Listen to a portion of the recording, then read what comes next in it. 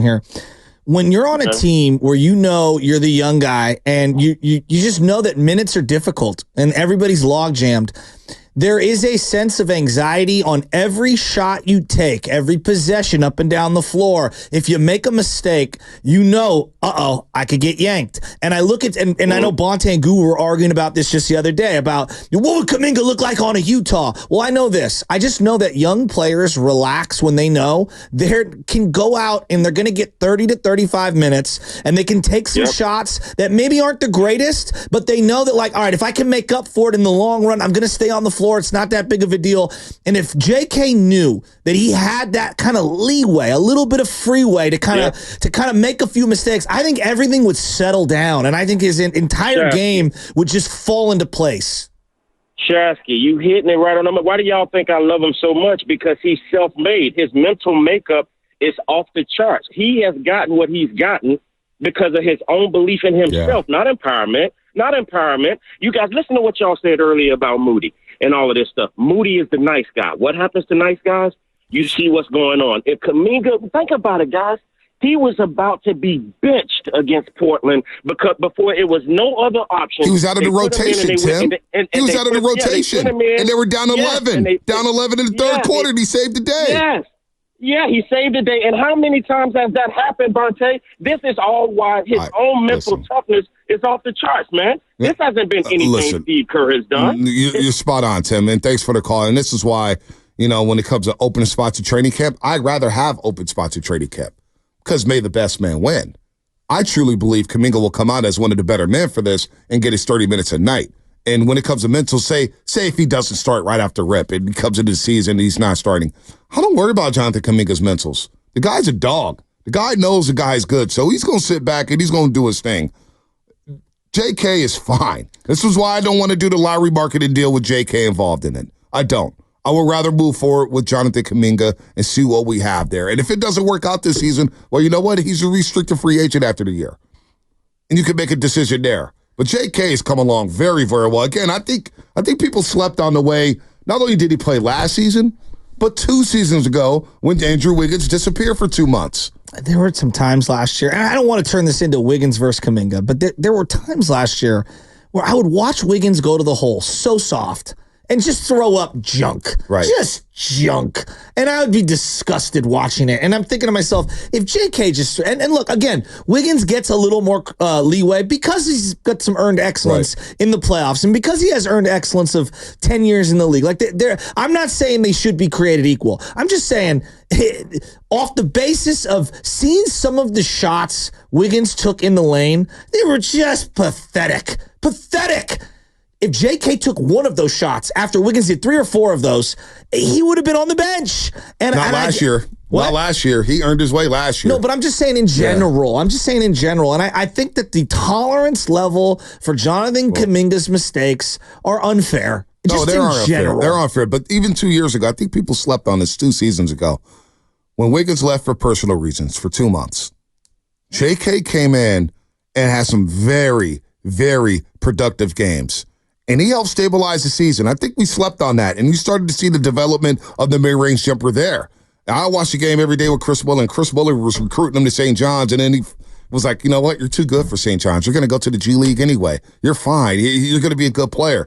So this development with JK, I think we slept on him 2 seasons ago, and then all of a sudden he gets benched against Sacramento, and I'm thinking to myself, damn, he got a quick hook against the Kings, doesn't play against the Lakers, comes out with the reports. He got 2 reports during like a 2-week span where he's like, dude, get me out of here. If I'm not going to be able to play, get me out of here. Well, he played last year. And Tim brought up that Portland game. So remember JK, when he went to Shams Charania or whoever went to Shams Charania reported that Steve Kerr lost his trust. He was on the bench during a 25-4 run. It's pretty funny looking back on it. Yes, it flipped the season. No, I know. But that Portland game is very important because against Portland when they were down 11 and he was out of the rotation. I remember him at the end of the bench just chilling, smiling, thinking, I'm out of the rotation? Really? And they needed somebody to save the day. Down 11 against Portland at home. He came in and he saved the day.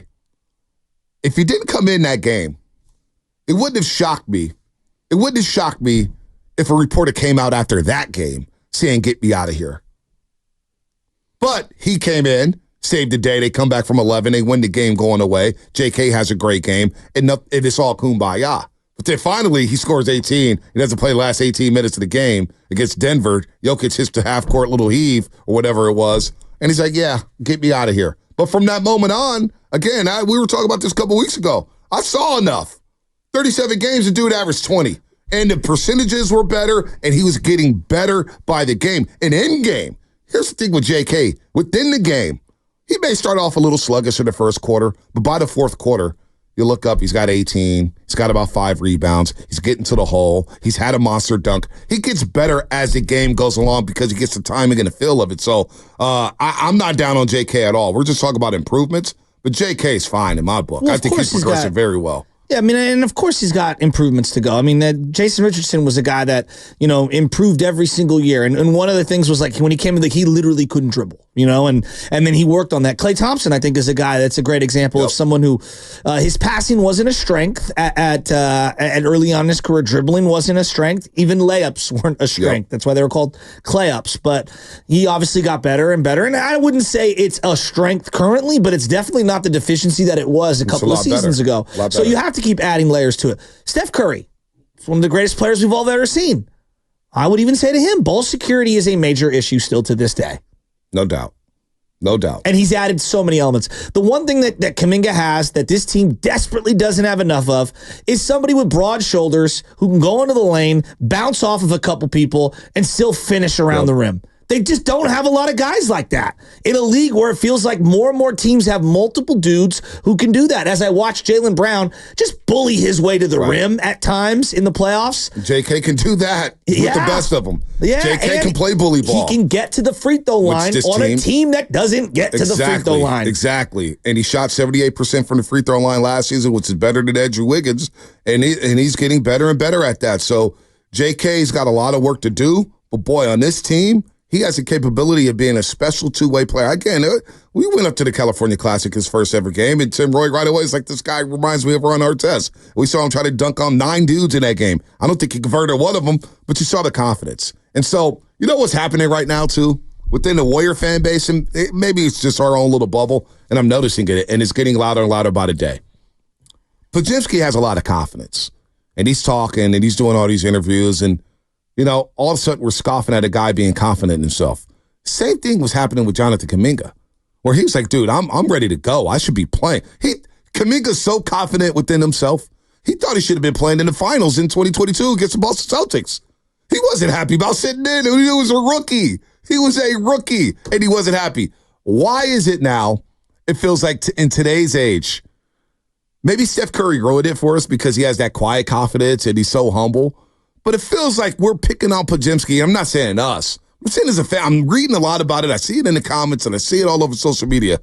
We're scoffing at Podziemski and, to an extent, Kuminga for being confident young basketball players. Do you understand that you need confidence to play in this league at a high level? LeBron James has an ego. Well, you need one in pro sports. We're watching the receiver doc right now. George Kittle's confident, but you need that confidence. These guys are the best of the best.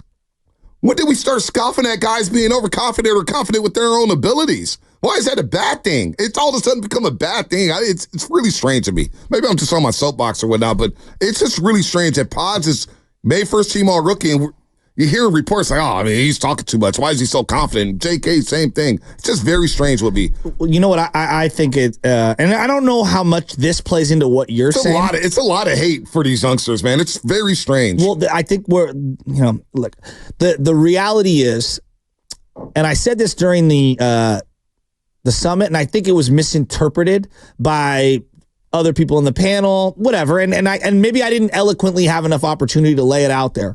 But this is just my belief, okay, on as I get older and I start understanding things. Like, I think there are a lot of Warrior fans who are Steph fans first, Warrior fans second.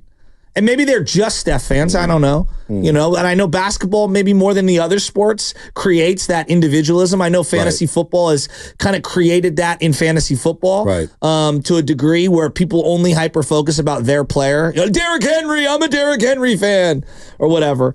I'm a Warrior fan. Now, is Steph the greatest Warrior I've ever seen? Absolutely. But I feel like there are a segment of what I would call Steph fans where their allegiance to Steph has made them delusional in how they assess the rest of the roster, and it's not realistic as to the cycle of being a lifelong fan.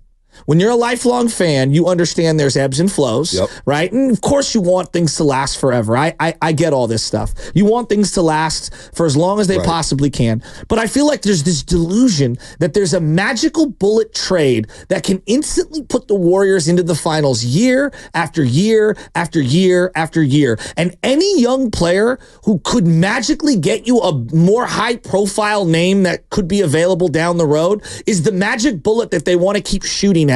And I feel like we have absolutely crushed these young players in a lot of different sports, and it boggles my mind because I'm not saying that I'll trade away Steph if it means the Warriors will be better. I want Steph to be a Warrior for life, but I'm also not in the business of tearing everything down so that it doesn't matter what it looks like after Steph, and we're going to crush all these young players because they're not good enough in a timeline that matches up with Steph. These are really good young players that, you know what, I would have died for 15 years ago. Well, you know what's funny? Ago. These young players, this is where I go back to Jordan Poole, is that, and Steph would say it, he would look at Jordan Poole and be like, that's the key. This guy can extend our careers. These are the type of players that can extend your careers and take the load off of you. 100%. You think Steph Curry wants to carry the load at 36 years old? He wants help. Well, JK can help you carry that load. Jordan Poole helped you carry that load on the way to a fourth championship. I don't care what anybody says. Jordan Poole for his first postseason, Jordan Poole had a very good postseason for his first one. I've seen a lot of superstars struggle with their first ever postseason. These are the type of young players who can extend careers. Don't you think Steiny always talks about it with Len Bias and Reggie Lewis, trying to extend Larry Bird and Kevin McHale and Robert Parrish? We're all looking for young talent to help extend careers of other players. And so the whole two-timeline thing and all the blame with the youngsters here and there because the Steph stands want to win right now, that's what's going on right now. We're seeing it, and it's pretty funny. It's a war. It's a war, but it's pretty funny on Twitter. There's this song. They're like, send the pics, send the pics, send the pics, send the pics. Do you understand there's another team who looks at our players and think that maybe they're just not as good as we think they are? Or, as a fan, we keep ripping these young players, but yet you want to put them in every deal for a superstar. That doesn't make sense to me. But see, I would go actually in a different direction in that I don't understand for the life of me. Are there young players like, for example, Brock Purdy or Nick Bosa, who come into a league, and again, that's football where they get 3 years of development in college at minimum, but they come into a league and there's no growing pains. Yeah, sometimes that happens, right? There are some players that just hit the ground. Justin Jefferson, wow, he's a first ballot Hall of Famer. Right. Oh my God, like we're watching one of the greatest players to ever live. The majority of players in, especially baseball and basketball, you don't get to reap the rewards of development without going through the pains of the growth. And I think that what ends up happening too many times is that we expect everybody, all we see now as a Warrior fan, wow, Anthony Edwards is amazing. Nobody was saying that 2.5 years ago, 3 years ago. No, they were dogging him. They were dogging them, but it's the microwave. So it's a microwave era, though. But that's my problem. It's a microwave era. Like Lowry Marketing. Nobody talked about the 5 years or 6 years it took for him to get to where he is currently. We're only talking about the current player. No, we're only talking about him because he's available, apparently. Of course. It's the same thing with Bradley Beal. Nobody was talking about Bradley Beal the first 6 years. Nobody cared about Bradley Beal. And all of a sudden, let's go get Bradley Beal. Let's go get Bradley Beal. Ask Phoenix how that's working out with Bradley Beal.